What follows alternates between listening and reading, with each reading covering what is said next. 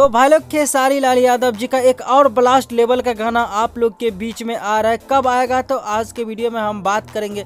तो भाई लोग वीडियो को एक लाइक और चैनल को सब्सक्राइब कर दीजिए ताकि कोई भी अपडेट आएगा तो सबसे पहले आप तक पहुंचेगा। तो दोस्तों आज के वीडियो में बात कर रहे हैं सुपरस्टार खेसारी लाल यादव जी और अक्षरा सिंह के आने वाले गाने के बारे में। जी हाँ दोस्तों, मोशन पोस्टर को रिलीज कर दिया गया है आप लोग के बीच में। जी हाँ दोस्तों, सारेगामा के हम भोजपुरी के माध्यम से। तो बहुत ही जल्दी अक्षरा सिंह और खेसारी लाल यादव जी का बड़े बजट का गाना फिर से एक बार सुनने को मिलेगा। जी हाँ दोस्तों, खेसारी लाल यादव जी और अक्षरा सिंह का एक गाना जो है पानी पानी आप लोगों ने सुना, जो कि काफ़ी ब्लास्ट लेवल पे हिट गया था। तो सारेगामा हम भोजपुरी ने फिर से लेके आ रहे हैं खेसारी लाल यादव जी और अक्षरा सिंह का ज़बरदस्त वाले गाना। तो आप लोग तैयार हो जाइए, बहुत ही जल्दी 2 से 4 दिन के अंदर में इसको रिलीज़ किया जाएगा। दोस्तों थोड़ा सा क्लिप जो है देखने को मिला है सारेगामा हम भोजपुरी के माध्यम से। तो दोस्तों बता दूं आप लोग को, गाने को गाए हैं सुपरस्टार खेसारी लाल यादव जी और शिल्पी राज। दोस्तों बात करते हैं गीत का, तो गीत लिखे हैं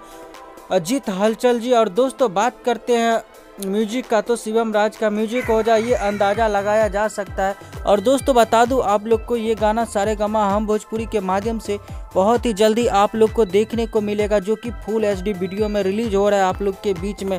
इसका टीजर को आउट कर दिया गया, छोटा सा क्लिप जिसको मोशन पोस्टर बोल सकते हैं। और बहुत ही जल्दी अक्षरा और खेसारी का ज़बरदस्त लेवल का गाना आएगा सारेगामा हम भोजपुरी से।